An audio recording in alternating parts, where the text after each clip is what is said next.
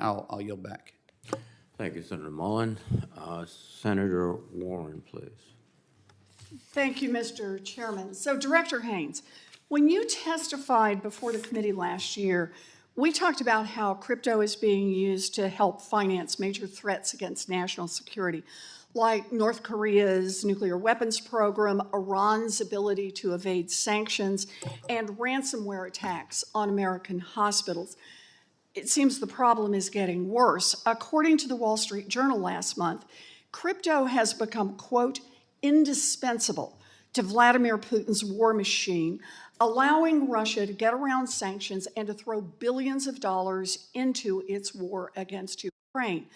According to the Treasury Department, Hamas's terrorist attacks against Israel in October were financed in part with crypto, and their current financing depends on crypto.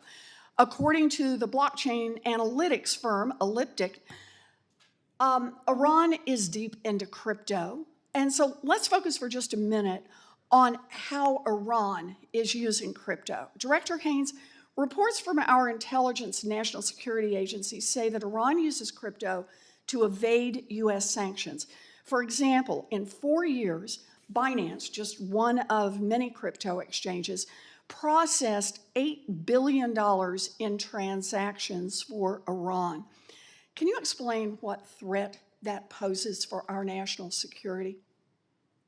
Yeah, I think there's no question that cryptocurrency is a significant issue for our national security. And as you say, we talked about DPRK last time, and today we continue to produce statistics that indicate that I think it's now over 50% of their foreign currency revenues are coming through crypto, that there is really just significant exploitation of this as a way to get around sanctions, to ultimately engage in illegal transactions, to support a system, and certainly the ransomware attacks and other things like that demonstrated it. And with respect to Iran, we see this.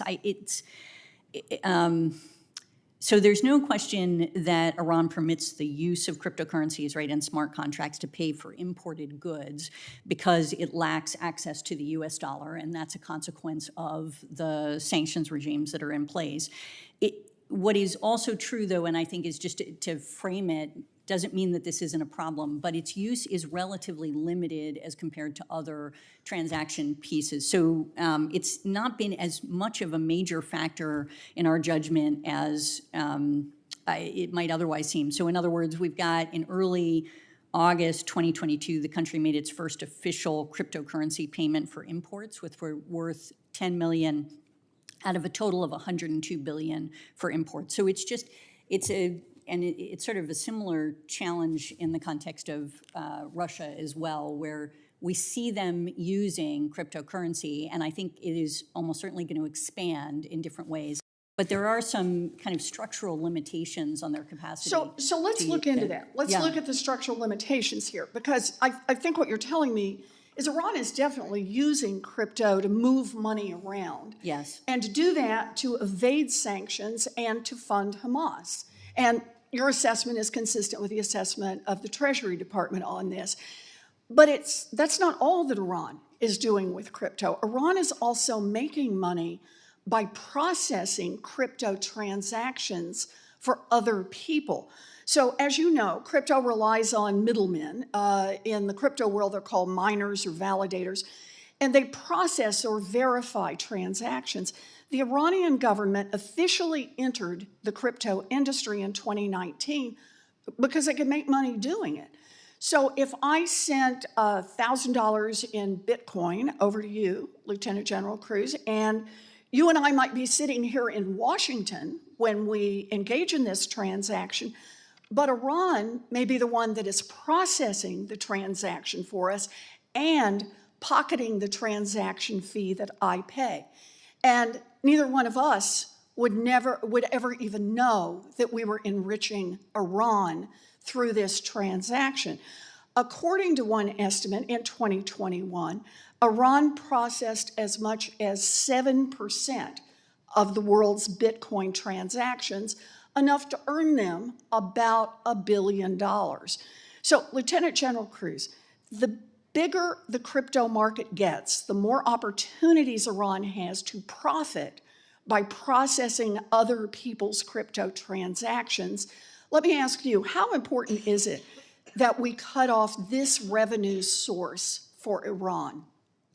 Well, if I could, what I would say is this is not dissimilar to the previous conversation about the source of revenue, whatever Iran's source of revenue, crypto or other transactions, oil sales, and then how Iran uses it. So it does come, the more finances they have available to them, this or other sources, certainly allows Iran to make decisions on how it's going to spend. All right. So look, we have the tools to cut off countries like Iran from the banking transactions, but those tools weren't designed for cryptocurrencies. So crypto money keeps flowing here. And that's why I'm concerned about any effort to regularize stable coins without giving regulators the full set of tools they need to crack down on terrorist financing. Anything Congress does to legitimize and grow the crypto market must have strong protections so we don't increase money-making opportunities for Iran and other adversaries. Thank you, Mr. Chairman. Thank you, Senator Warren. Senator Rosen, you're recognized.